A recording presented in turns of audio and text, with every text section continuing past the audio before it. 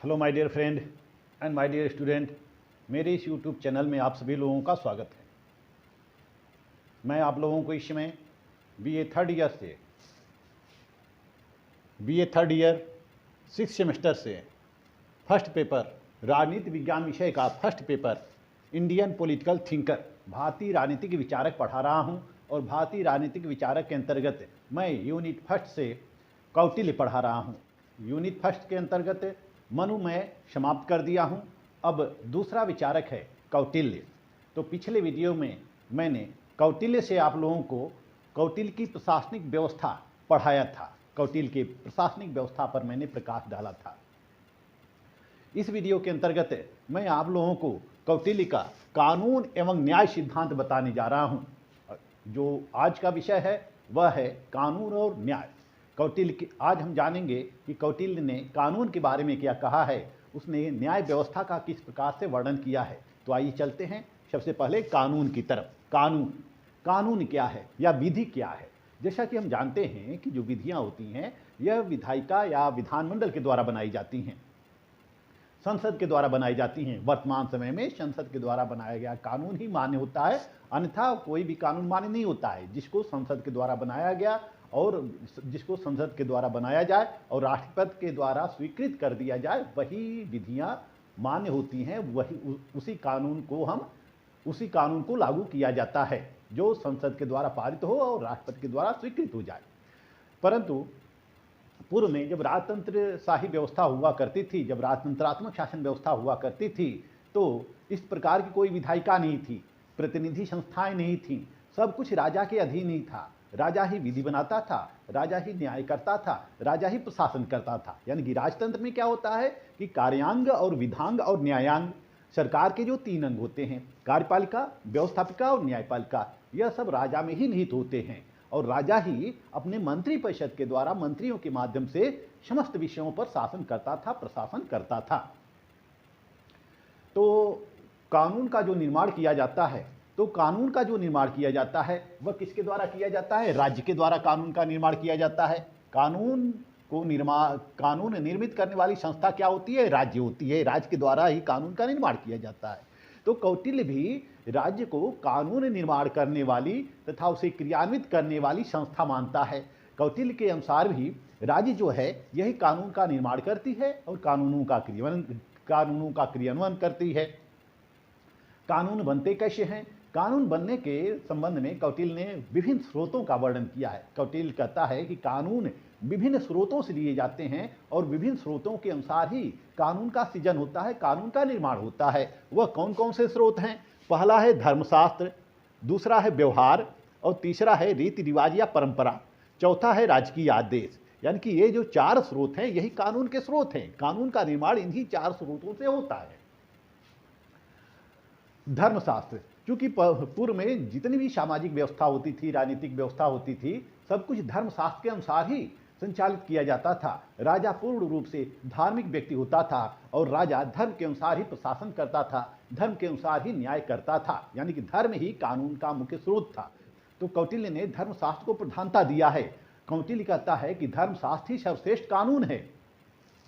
और वहीं व्यवहारिक कानून क्या है? व्यवहारिक कानून का मतलब होता है कि जो आचरण में लाए जाते हैं, जो एक व्यक्ति जिस नैतिकता के द्वारा एक व्यक्ति दूसरे व्यक्ति से आचरण करता है, जो सामाजिक व्यवस्था को संचालित करता है, व्यवहार में जो नियम कायम होते हैं, व्यवहार में जिन नियमों का सृजन होता है, उसी नियमों को हम व्यवहारिक कानून कहते हैं। तीसरा है रीति रिवाज या परंपराएं, जो सदियों से चली आ रही हों, जो पीढ़ी दर पीढ़ी जिनका ट्रांसफर होता हो, जिन रीति रिवाज का, जिन परंपराओं का, जिन प्रथाओं का ट्रांसफर होता रहता है एक पीढ़ी से दूसरी पीढ़ी तक, उसको हम रीति रिवाज कहते हैं। तो ये जो रीति रिवाज होता है यह भी कानून का प्रमुख स्रोत होता है। कोई भी सरकार इन रीति रिवाजों को ध्यान में रखकर ही कानून का निर्माण करती है। रीति रिवाज को जब वैधानिकता मिल जाती है, राज्य के द्वारा स्वीकृत मिल जाती है, या राजा के द्वारा स्वीकृत मिल जाती, या राजा के द्वारा इसको स्वीकार कर लिया जाता है, अनुमोदन कर दिया जाता है, तब यह रीति रिवाज या परंपराएं कानून का रूप धारण कर लेती हैं। वहीं जो राजकीय आदेश होता है वह राजा के द्वारा दिया गया आदेश होता है। जैसा कि वर्तमान समय में हम देखते हैं कि जब संसद का सत्र नहीं चलता है, यानी कानून का निर्माण किसके द्वारा किया जाता है, संसद के द्वारा किया जाता है। लेकिन जब संसद का सत्र नहीं चलता है तो ऐसी स्थिति में तत्काल किसी कानून की आवश्यकता होती है, तो उस कानून का निर्माण कर राष्ट्रपति के द्वारा लागू कराया जाता है, यानी कि अध्यादेश जिसको कहते हैं ऑर्डिनेंस, अध्यादेश लागू कराया जाता है। अध्यादेश का प्रभाव वही होता है जो कानून का होता है, यानी कि जो संसद के द्वारा निर्मित कानून का प्रभाव होता है वही अध्यादेश का प्रभाव भी होता है। लेकिन इस अध्यादेश को जब संसद की अगली बैठक होती है तो उसमें स्वीकृत कराना आवश्यक होता है। यदि संसद इसको स्वीकार न करे तो यह अध्यादेश निष्फल हो जाता है, निष्प्रभावी हो जाता है। तो इसी तरह से पूर्व में भी कभी कभी विभिन्न परिस्थितियों को देखते हुए, आपातकालीन स्थिति को देखते हुए राजा कोई आदेश देता था, राजा आदेश देता था, तो यह जो राजा के द्वारा आदेश दिए जाते थे यही कानून होता था, यानी कि राजाज्ञा ही कानून होती थी। जो राजकीय आदेश दिए जाते थे तत्कालीन समस्याओं के समाधान के लिए वह कानून हो जाते थे, बाद में चलकर वह कानून हो जाते थे। तो इस तरह से कौटिल्य ने अपने कानून संबंधी विचार में कानून के 4 स्रोत बताए हैं: धर्मशास्त्र, व्यवहार, रीति रिवाज या परंपराएं और राजकीय आदेश। अब कौटिल्य यहाँ कहता है कि यदि व्यवहारिक कानून और रीति रिवाज परंपराओं में किसी प्रकार का संघर्ष उत्पन्न हो जाता है, यानी कि व्यवहारिक कानून और रीति रिवाज या परंपराओं में किसी प्रकार का मतभेद उत्पन्न हो जाता है, तो ऐसी स्थिति में किस कानून का सहारा लिया जाना चाहिए? ऐसी स्थिति में धर्मशास्त्र का सहारा लिया जाना चाहिए, यानी कि ऐसी स्थिति में धार्मिक कानून को सर्वोच्चता प्रदान किया जाना चाहिए। और वह कहता है कि कोई भी कार्य धार्मिक कानून को ध्यान में रखकर ही किया जाना चाहिए, यानी कि धार्मिक कानून को ध्यान में रखकर ही समस्त न्यायिक कार्यों का निपटारा किया जाना चाहिए। उसका मानना है कि यदि धार्मिक कानून और न्यायिक कानून में किसी प्रकार का मतभेद होता है तो ऐसी स्थिति में न्यायिक कानून को अपनाना चाहिए, ऐसी स्थिति में न्यायिक कानून को सर्वोच्चता दी जानी चाहिए, न्यायिक कानून का अनुसरण करना चाहिए। तो इस तरह से कौटिल्य के अनुसार धर्मशास्त्र ही महत्वपूर्ण कानून होता है। उसके बाद जो न्यायिक कानून होते हैं, न्याय के संबंध में न्यायिक कानून होते हैं, वह महत्वपूर्ण होता है। और समय समय पर जो राजकीय आदेश दिया जाता है वह भी कानून का रूप होता है। तो इस तरह से कौटिल्य ने कानून की परिभाषा देते हुए कहा है कि कानून शाही आदेश है। कानून क्या है? यह शाही आदेश है जो स्वीकृत के द्वारा लागू किया जाता है, जो स्वीकृत के द्वारा, किसके स्वीकृत के द्वारा? राजा के स्वीकृत के द्वारा लागू किया जाता है। कानून सभी शाही आदेशों का प्रतिरूप है। कौटिल्य कहता है कि कानून सभी शाही आदेशों का प्रतिरूप है। कौटिल्य ने राजा को वरुण के समान माना है, राजा को वरुण के समान माना है। जिस तरह से वरुण निष्पक्ष न्याय करता है उसी तरह से राजा सर्वोच्च और सर्वश्रेष्ठ न्यायाधीश के रूप में भूमिका अदा करता है। कौटिल्य यहाँ कहता है कि राज के द्वारा मान्यता प्राप्त कौटिल्य यहाँ कहता है कि राज के द्वारा मान्यता प्राप्त सभी धार्मिक, सामाजिक, राजनीतिक, आर्थिक मान्यताएं ही वैध होती हैं, यानी कि राजा या सरकार या राज्य जिस भी कानून को मान्यता प्रदान कर देता है वह कानून होती है। जिस भी आचरण को या किसी भी नियम को मान्यता प्रदान कर देता है, चाहे वह राजनीतिक नियम हो, चाहे आर्थिक नियम हो, चाहे सामाजिक नियम हो, चाहे वह राजनीतिक नियम हो, वही कानून हो जाता है। तो इस तरह से राज्य के द्वारा स्वीकृत नियम ही कानून है, यानी कि राज्य जिस भी नियम को स्वीकृत प्रदान कर देता है, अनुमोदित कर देता है, वह कानून बन जाता है। कौटिल्य ने कानून के विभिन्न प्रकार बताए हैं, विभिन्न रूप बताए हैं। उसने अपने अर्थशास्त्र में 10 से अधिक कानूनों की व्याख्या की है। मैं 10 कानूनों का विश्लेषण यहाँ पर करना चाहूँगा। पहला है विवाह संबंधी कानून। कौटिल्य ने विवाह संबंधी कानून को माना है। कौटिल्य ने विवाह संबंधी कानून का विश्लेषण किया है। विवाह संबंधी कानून क्या होता है? पति पत्नी के संबंध में होने वाले व्यवहार, आचरण या संघर्ष या विवाद, यह विवाद जो होते हैं या वैवाहिक संबंध होते हैं, इन सभी मामलों में जो विवाद होते हैं उनको वैवाहिक कानून के अंतर्गत निपटारा किया जाता है। उनका समाधान किसके द्वारा किया जाता है? विवाह संबंधी कानून के द्वारा किया जाता है। इसी तरह से उत्तराधिकार संबंधी कानून, उत्तराधिकार के संबंध में भी कानून बनाए गए हैं। अर्थशास्त्र के अंतर्गत उत्तराधिकार के संबंध में भी कानून बनाए गए हैं। या पूर्व के समाज जो होते हैं, उन पूर्व के समाजों में उत्तराधिकार को लेकर भी विभिन्न प्रकार के कानून होते थे, जैसे पिता और पुत्र के बीच विवाद, भाई और भाई के बीच विवाद इत्यादि पारिवारिक विवाद। उत्तराधिकार को लेकर जितने भी विवाद होते थे वह सारे विवाद उत्तराधिकार कानून के द्वारा सुलझाए जाते थे। इसी तरह से अचल संपत्ति संबंधी विवाद, अचल संपत्ति संबंधी कानून, अचल संपत्ति को लेकर भी कानून बनाए गए थे। राजा के द्वारा अचल संपत्ति को लेकर भी कानून बनाए गए थे। अचल संपत्ति क्या होता है? संपत्ति दो प्रकार की होती है, एक चल संपत्ति, एक अचल संपत्ति। चल संपत्ति ऐसी संपत्ति होती है जो आती है और जाती है, यानी कि आती जैसे कि रुपया, पैसा, घोड़ा, गाड़ी, ये सब आती है और जाती है। अचल संपत्ति जो स्थिर रहती है, स्थायी रहती है, जो भविष्य में हमें किसी काम में आ सकती है, जैसे कि जमीन हो गया, सोने चांदी हो गए, हीरे जवाहरात हो गए, इसको हम जब तक रखेंगे तब तक यह पड़ा रहेगा। यानी कि जमीन हो गए इत्यादि विभिन्न प्रकार की जो अचल संपत्ति होती है, या विभिन्न प्रकार की जो संपत्ति होती है, या अचल संपत्ति के रूप में जानी जाती है। तो कौटिल्य ने अचल संपत्ति के संबंध में भी कानून का वर्गीकरण किया है। अचल संपत्ति संबंधी जितने भी विवाद होते हैं, सब अचल संपत्ति कानून के द्वारा सुलझाए जाते हैं। इसी तरह से ऋण संबंधी कानून है, धरोहर संबंधी कानून है, दास और श्रमिक संबंधी कानून है। यानी कि ये जो चौथा है जो ऋण संबंधी कानून है, यानी कि ऋण का लेन देन जो किया जाता है उसके लिए भी कानून बनाए गए हैं। धरोहर संबंधी कानून है, जो धरोहर है या किसी की पूंजी है, उस पूंजी को लेकर भी कानून बनाए गए हैं। दासों और श्रमिकों के बीच, दास एवं श्रमिक और स्वामियों के बीच के जो संबंध हैं, उन संबंधों को नियत किया गया है, यानी कि दास और श्रमिक को लेकर भी कानून बनाए गए हैं। सातवां है साझेदारी संबंधी कानून, यानी कि जो दो या दो से व्यक्तियों के बीच समझौता होता है, उस समझौते का पालन कराया जाता है। जो समझौते का उल्लंघन करता है उसको दंडित किया जाता है, तो उसके लिए साझेदारी संबंधी कानून हैं।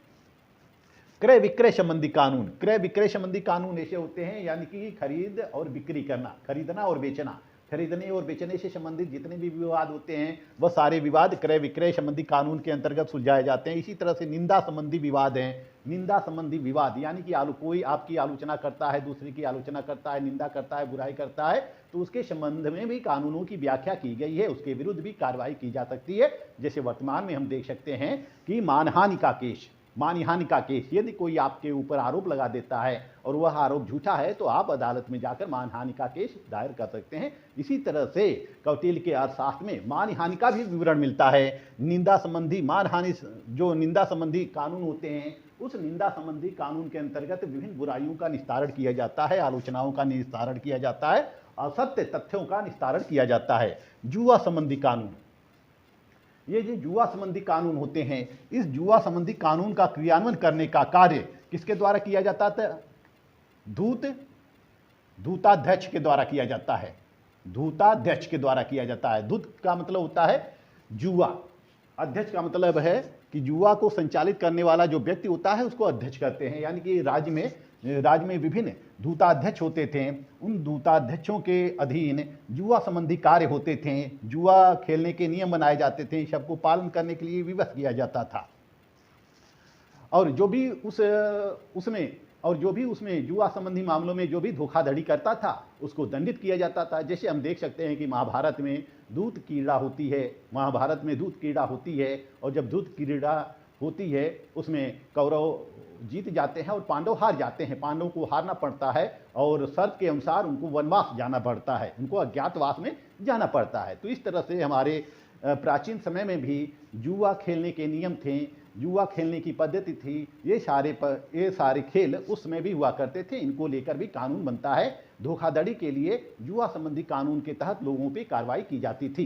तो इस तरह से कौटिल्य ने विभिन्न कानूनों का वर्गीकरण किया है, अपने अर्थशास्त्र के अंतर्गत विभिन्न कानूनों का वर्णन किया है, और राजा इन कानूनों के अनुसार ही शासन करता है। और राजा कानून अकेले नहीं बनाता है, वह कानून बनाते समय अपने पुरोहित से परामर्श लेता है, अपने मंत्री परिषद से परामर्श लेता है। यानी कि सबको मिलाकर, अपने मंत्री परिषद को मिलाकर सहमत के द्वारा ही वह कानून बनाता है। अब आइए चलते हैं न्याय संबंधी विचार, कौटिल्य के न्याय व्यवस्था पर। न्याय व्यवस्था के बारे में कौटिल्य का क्या कहना है? कौटिल्य ने स्वधर्म पालन पर बल दिया है। स्वधर्म पालन, स्वधर्म का मतलब है जिसका जो धर्म है वह अपने धर्म का पालन करे, जिसका जो धर्म है वह अपने धर्म का पालन करता रहे। यानी कि उस समय हमारा समाज वर्ण आश्रम में विभाजित था, यानी कि 4 वर्ण थे, ब्राह्मण, क्षत्रिय, वैश्य, शूद्र। तो कौटिल्य भी कहता है कि सभी वर्णों को अपना अपना कार्य करते रहना चाहिए और किसी दूसरे के कार्यों में हस्तक्षेप नहीं करना चाहिए, इंटरफियर नहीं करना चाहिए, तभी समाज में न्याय व्यवस्था स्थापित हो सकती है। यहाँ हम देख सकते हैं कि कौटिल्य के विचार किससे मिलते हैं? प्लेटो से मिलते हैं। कौटिल्य के विचार किससे मिलते हैं? प्लेटो से मिलते हैं। प्लेटो ने समाज का 3 स्तरों में विभाजन किया है। एक शासक वर्ग है, दूसरा सैनिक वर्ग है, तीसरा उत्पादक वर्ग है। प्लेटो भी कहता है कि ये जो 3 वर्ग हैं, समाज के जो 3 वर्ग हैं, राज्य में जो 3 वर्ग हैं, शासक वर्ग, सैनिक वर्ग और उत्पादक वर्ग, इन सभी को अपना अपना कार्य करते रहना चाहिए और दूसरे के कार्य में हस्तक्षेप नहीं करना चाहिए, तभी समाज में या राज्य में न्याय व्यवस्था स्थापित हो सकती है। तो कौटिल्य के विचार प्लेटो के विचारों से मिलते जुलते प्रतीत होते हैं। कौटिल्य कहता है कि सबको स्वधर्म का पालन करना चाहिए, अपने अपने धर्म का पालन करना चाहिए और किसी भी व्यक्ति को दूसरे के कार्यों में हस्तक्षेप नहीं करना चाहिए। कौटिल्य की मानता है कि स्वधर्म पालन करने से न केवल यह जीवन बनता है बल्कि हमें स्वर्ग में भी आनंद की अनुभूति होती है। कौटिल्य कहता है कि स्वधर्म पालन करने से न केवल वर्तमान या राज्य की व्यवस्था बनती है बल्कि लोक परलोक दोनों सुधरता है। वह कहता है कि फिर भी कोई ऐसा व्यक्ति उसमें मिल जाता है, कुछ अराजक तत्व होते हैं, कानून का पालन तो सभी करते हैं, सभी लोग करते हैं, लेकिन कुछ अराजक तत्व होते हैं जो अपने स्वार्थ के लिए, अपने लाभ के लिए कानून का उल्लंघन करते हैं। जैसे वर्तमान समाज में भी देख सकते हैं कि सभी लोग कानून का पालन करते हैं, यदि कानून का पालन नहीं करेंगे तो उनकी स्वतंत्रता सुरक्षित नहीं रहेगी। तो इसी तरह से तत्कालीन समाज में भी सभी लोग कानून का पालन करते थे, लेकिन कुछ उसमें से ऐसे व्यक्ति होते थे, ऐसे अराजक तत्व होते थे जो कानून का उल्लंघन करते थे। तो जो व्यक्ति कानून का उल्लंघन करता था उसके लिए दंड की भी व्यवस्था कर दी गई थी, न्याय की भी व्यवस्था कर दी गई थी। यानी कि जो व्यक्ति कानून का उल्लंघन करता है उस व्यक्ति को दंडित करने का भी प्रावधान सुनिश्चित किया गया था, ताकि दंड के भय से यह कानून का पालन करता रहे। हमारा समाज दंड के भय से कानून का पालन करता है, तभी शांतिपूर्वक रहता है। समाज में शांति और कानून व्यवस्था को स्थापित करने के लिए आवश्यक है कि लोगों में कानून के पालन का भय हो, दंड का भय हो, तभी दंड के भय से वह कानून का पालन करेंगे और समाज में न्याय व्यवस्था सुचारू रूप से संचालित होती रहे, क्योंकि न्याय व्यवस्था ही समाज का मूल आधार है। यदि न्याय व्यवस्था नहीं रहेगी तो समाज में फिर अराजकता का माहौल उत्पन्न हो जाएगा। कौटिल्य की मानता है कि न्याय के बिना प्रजा धर्म अर्थ काम मोक्ष से वंचित हो जाती है। यानी कि धर्म अर्थ काम मोक्ष से वंचित हो जाती है। एक मिनट।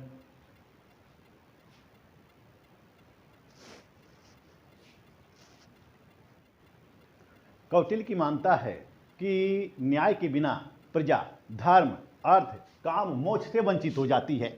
धर्म अर्थ काम और मोक्ष, इससे प्रजा क्या हो जाती है? वंचित हो जाती है। यह 3 मनुष्य के लक्ष्य होते हैं: धार्मिक कार्य करना, आर्थिक कार्य करना, सांसारिक कार्य करना और मोक्ष प्राप्त करना। अंतिम उद्देश्य क्या होता है व्यक्ति का? मोक्ष प्राप्त करना, ईश्वर की शरण में जाना। तो कौटिल्य कहता है कि न्याय के द्वारा ही प्रजा इन सभी लक्ष्यों को प्राप्त कर सकता है। जब तक समाज में न्याय नहीं रहेगा तब तक धर्म अर्थ काम मोक्ष की प्राप्ति नहीं हो सकती है। इसी कारण कौटिल्य ने न्याय पर बहुत अधिक बल दिया है। इसीलिए वह न्याय को राज्य का प्राण बताता है।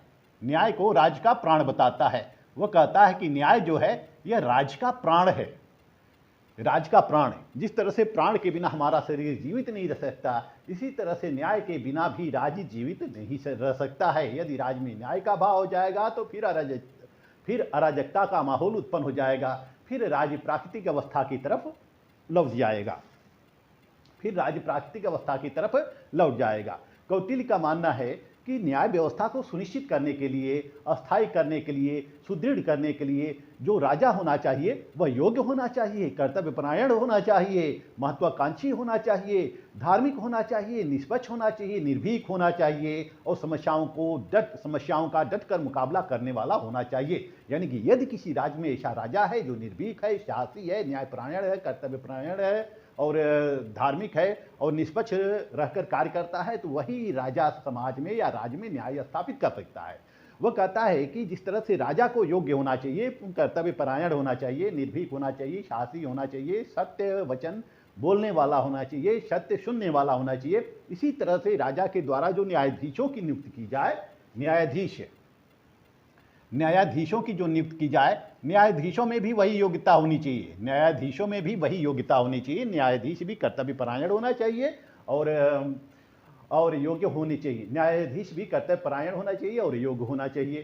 तो इस तरह से कौटिल्य न्यायाधीशों के योग्यता पर भी बल देता है। वह कहता है कि न्यायाधीश उसी व्यक्ति को वह कहता है कि न्यायाधीश उसी व्यक्ति को चुना जाना चाहिए या नियुक्त किया जाना चाहिए जिसमें कि सत्य, ईमानदारी, कर्तव्य निष्ठता की भावना हो, जिसके अंदर देश प्रेम हो, राजभक्ति हो, उसी व्यक्ति को न्यायाधीश के पद पर नियुक्त किया जाना चाहिए और जिसे धार्मिक मामलों का ज्ञान हो। तो इस तरह से कौटिल्य अपने न्याय व्यवस्था में एक सर्वोच्च न्यायालय का सुझाव देता है। वह कहता है एक सर्वोच्च न्यायालय का सुझाव देता है, सर्वोच्च न्यायालय का सुझाव देता है। और वह कहता है कि इस सर्वोच्च न्यायालय में जो सदस्यों की संख्या होगी वह 6 होगी। इसमें से जो 3 होंगे वह धर्मस्थ होंगे, 3 धर्मस्थ होंगे और जो 3 होंगे वह अमात्य होंगे और यह सब योग्य होंगे। तो इस तरह से कौटिल्य एक सुप्रीम कोर्ट का सुझाव देता है जिसमें कि 6 न्यायाधीश होंगे और निर्णय जो किए जाएंगे वो बहुमत से किए जाएंगे। तो जिस तरह से हम देख सकते हैं कि वर्तमान में भी हर देश में सुप्रीम कोर्ट होता है, सुप्रीम कोर्ट में न्यायाधीश होते हैं और सुप्रीम कोर्ट में जो निर्णय किए जाते हैं वो बहुमत के द्वारा ही किए जाते हैं। और कौटिल्य कहता है कि सभी मामलों का निस्तारण मिल बैठकर करना चाहिए, समझ बूझ कर करना चाहिए, तथ्यों को ध्यान में रखकर, गवाहों को ध्यान में रखकर, साक्ष्यों को ध्यान में रखकर निस्तारण किया जाना चाहिए। कौटिल्य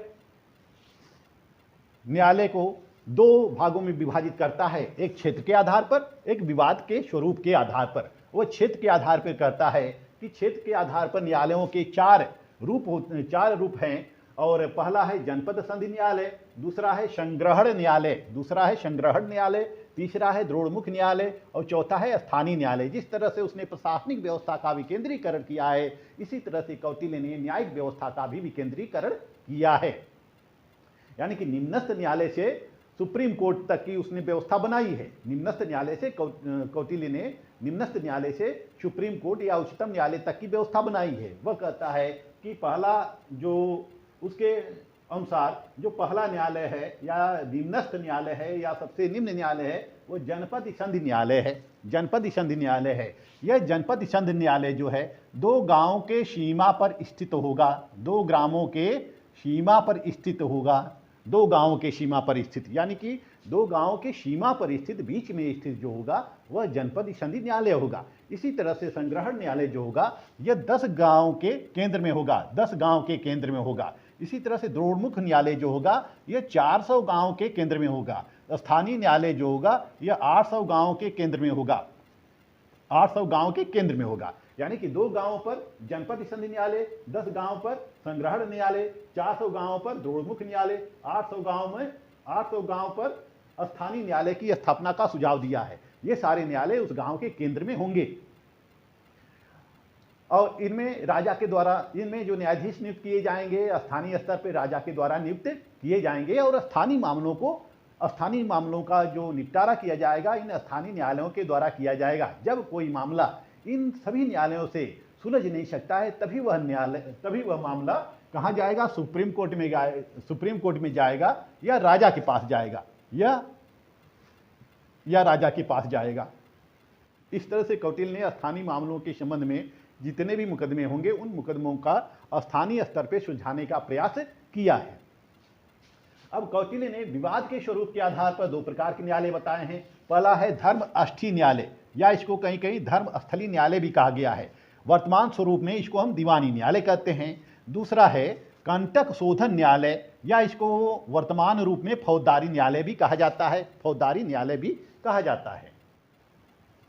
तो जो कुछ ऐसे मामले होते हैं जो दीवानी न्यायालय में सुलझाए जाते हैं, कुछ मामले फौजदारी न्यायालय में सुलझाए जाते हैं। दीवानी मामलों में कौन कौन से मामले सुलझाए जाते हैं? संपत्ति संबंधी विवाद, जितने भी विवाद होते हैं, संपत्ति संबंधी विवाद होते हैं, उत्तराधिकार संबंधी विवाद होते हैं, इत्यादि जितने विवाद होते हैं वह सब विवाद दीवानी न्यायालय में सुलझाए जाते हैं। जैसे कि विवाह संबंधी विवाद, पत्नी और पुरुष के बीच, पत्नी और पति के बीच झगड़े संबंधी विवाद, पति पत्नी का विवाद, स्त्रियों से संबंधित कुछ विवाद, ये सब विवाद कहाँ सुलझाए जाते हैं? दीवानी न्यायालय में या धर्मस्थली न्यायालय में या धर्मस्थली न्यायालय में सुलझाए जाते हैं। इसी तरह से संपत्ति संबंधी विवाद हो गया, क्रय विक्रय संबंधी विवाद हो गया, डाका चोरी मानहानि आदि संबंधी विवाद हो गया, या परस्पर व्यवहार या अनुबंध संबंधी विवाद हो गया, यानी कि जो समझौते होते हैं लोग समझौतों को भंग कर देते हैं, तो ऐसी स्थिति में वो कहाँ चले जाते हैं, कोर्ट में चले जाते हैं, दीवानी न्यायालय में चले जाते हैं। तो ये सारे मामले जो संपत्ति को लेकर होते हैं, ये सारे मामले धर्मस्थली न्यायालय या धर्मस्थली न्यायालय में सुलझाए जाते हैं। इसी तरह से कंटक शोधन यानी कि जो कांटों का शोधन करता हो, जो कांटों का शोधन करता हो, यानी कि जो बड़े से बड़े अपराध के लिए जो सजा का प्रावधान करता हो, वह है कंटक शोधन न्यायालय या फौजदारी न्यायालय। इसमें मारपीट, झगड़ा, चोरी, हत्या, लूट, बलात्कार, जुआ इत्यादि संबंधी मामले इसमें दर्ज किए जाते हैं। इसके अलावा धोखाधड़ी संबंधी मामले, राज्य में अशांति उत्पन्न करना, राष्ट्रद्रोह संबंधी मामले, अराजकता फैलाना, शांति भंग करना, शोषण संबंधी कार्य करना, विभिन्न शोषण संबंधी मामले, समाज विरोधी संबंधी मामले, यह सब फौजदारी न्यायालय में दर्ज किए जाते हैं या कंटक शोधन न्यायालय में दर्ज किए जाते हैं। अब कौटिल्य ने दो प्रकार के न्यायालय की व्याख्या तो कर दिया। अब कौटिल्य कहता है कि इनके लिए न्यायाधीशों का होना आवश्यक होता है और न्यायाधीश योग्य होने चाहिए, राजा के द्वारा नियुक्त किए जाने चाहिए। अब वह कहता है कि जो इन सभी न्यायालयों में जो न्याय होता है वह किसी एक व्यक्ति की सहमति से न हो, किसी एक न्यायाधीश के सहमति से न हो। कौटिल्य के अनुसार न्याय का निर्णय एक से अधिक न्यायाधीशों की सहमति से होना चाहिए। कौटिल्य एकल न्यायाधीश वाली निर्णय को वह अस्वीकार करता है। कौटिल्य एकल न्यायाधीश वाली न्यायालय को बेहतर नहीं मानता है। कौटिल्य कहता है कि न्याय करने के लिए आवश्यक है कि साक्षी की मदद ली जाए, गुप्तचरों की मदद ली जाए, इनके द्वारा वास्तविकता का पता लगाया जाए, इनके द्वारा सच्चाई का पता लगाया जाए, जो साक्ष्य उपलब्ध हो उसी साक्ष्य के आधार पर निर्णय किया जाए। इसके अलावा उस विवाद की छानबीन के लिए हमें गुप्तचर की सहायता लेनी चाहिए, गुप्तचरों के माध्यम से सच्चाई का पता लगाना चाहिए और सच्चाई से अवगत होकर हमें न्याय करना चाहिए। कौटिल्य न्याय करने में किसी प्रकार का पक्षपात नहीं लेता है। वह कहता है कि न्याय करने में पक्षपात नहीं होना चाहिए और केवल एक गवाही के आधार पर न्याय नहीं किया जाना चाहिए, केवल एक गवाही के आधार पर न्याय नहीं किया जाना चाहिए, एक गवाही के आधार पर निर्णय नहीं किया जाना चाहिए, बल्कि अधिक से अधिक गवाह उपलब्ध हों, उन गवाहों के बयानों के आधार पर निर्णय किए जाने चाहिए और गवाहों के जो बयान हों वो कलम दर्ज हों, यानी कि कलमबद्ध हों, वह लिखित रूप से दें, तभी हमें निर्णय करना चाहिए। इस तरह से कौटिल्य न्यायाधीशों को व्यापक जिम्मेदारी देता है, यानी कि न्याय करने का जिम्मा किसका है, यानी कि न्याय करने का उत्तरदायित्व किसका है, यह न्यायाधीशों का है। और न्यायाधीशों की व्यापक जिम्मेदारी बनती है कि वह न्याय का समुचित ढंग से निर्वहन करें और निष्पक्ष रूप से न्याय करें। कौटिल्य कहता है कि जो न्यायाधीश न्यायिक प्रक्रिया के नियमों के विरुद्ध कार्य करते हुए पकड़े जाएं, उनको कठोर दंड देना चाहिए। जो न्यायाधीश न्यायिक प्रक्रिया के विरुद्ध कार्य करते हुए पकड़े जाएं, उनके विरुद्ध कठोर कार्रवाई करना चाहिए, कठोर दंड दिया जाना चाहिए। इस तरह से हम देखते हैं कि कौटिल्य ने जो न्याय व्यवस्था का वर्णन किया है वह अपने आप में आधुनिक दिखाई देता है। जिस तरह से वर्तमान में हम देख सकते हैं कि जनपद न्यायालय है, हर जिले के लिए एक न्यायालय है, जनपद न्यायालय। फिर इसी तरह से कुछ गांवों को मिलाकर न्याय पंचायत हुआ करती थी, जहां छोटे से छोटे मामले सुलझाए जाते थे। फिर पूरे राज्य के लिए हाई कोर्ट हुआ करता है, पूरे देश के लिए सुप्रीम कोर्ट हुआ करता है, यानी कि सर्वोच्च न्यायालय कौन है, यानी कि शिखर पर सर्वोच्च न्यायालय है और मध्य पर हाई कोर्ट है, उसके नीचे जिला कोर्ट है, उसके नीचे जनपद न्यायालय या पंचायत न्यायालयों की स्थापना की गई है। तो यह कौटिल्य की जो न्याय व्यवस्था है यह पूर्ण रूप से आधुनिक व्यवस्था से, न्यायिक व्यवस्था से मिलती जुलती प्रतीत होती है। और कौटिल्य न्यायिक व्यवस्था का विकेंद्रीकरण का हिमायती था। जिस तरह से उसने प्रशासन का या प्रशासनिक व्यवस्था का विकेंद्रीकरण किया है, जिस तरह से उसने प्रशासनिक व्यवस्था का विकेंद्रीकरण किया है, इसी तरह से अपने शास्त्र में कौटिल्य ने न्यायिक व्यवस्था का भी विकेंद्रीकरण किया है। कौटिल्य कहता है कि न्याय व्यवस्था को निष्पक्ष बनाने के लिए संपूर्ण प्रक्रिया का पालन किया जाना चाहिए, संपूर्ण न्यायिक प्रक्रिया का पालन किया जाना चाहिए और गवाहों के बयानों को लिखे जाने पर भी बल दिया है। कौटिल्य कहता है कि न्याय प्रदान करने में हमें किसी प्रकार का भेदभाव नहीं करना चाहिए, हमें लिंग या वर्ण के आधार पर भी भेदभाव नहीं किया जाना चाहिए। परंतु कहीं कहीं कौटिल्य ने भी वर्ण के आधार पर भेदभाव किया है। और कौटिल्य न्यायाधीशों के परीक्षण पर भी बल देता है, न्यायाधीशों के नियंत्रण पर, न्यायाधीशों के ऊपर राज्य के नियंत्रण को भी स्वीकार किया है। वह कहता है कि न्यायाधीशों की भी निगरानी होनी चाहिए, और यह निगरानी किसके द्वारा किया जाना चाहिए? गुप्तचरों के द्वारा किया जाना चाहिए। जो न्यायाधीश संदिग्ध गतिविधियों में संलिप्त हो, या भ्रष्टाचार या रिश्वतखोरी या अनैतिक कार्यों में लिप्त पाए जाएं, ऐसे न्यायाधीश को उसके पद से हटा देना चाहिए, उसे कठोर दंड दिया जाना चाहिए। इस तरह से हम देख सकते हैं कि कौटिल्य ने जो न्याय व्यवस्था का वर्णन किया है अपनी आप में अनूठी है। इस न्याय के द्वारा ही समाज में शांति व्यवस्था स्थापित की जाती है, और न्याय के लिए दंड भी आवश्यक है। न्याय के लिए क्या आवश्यक है? दंड व्यवस्था भी आवश्यक है, क्योंकि जब तक हम दंड नहीं किसी को देंगे तब तक न्याय व्यवस्था कायम नहीं रह सकती है, न्याय व्यवस्था का औचित्य नहीं रह सकता है।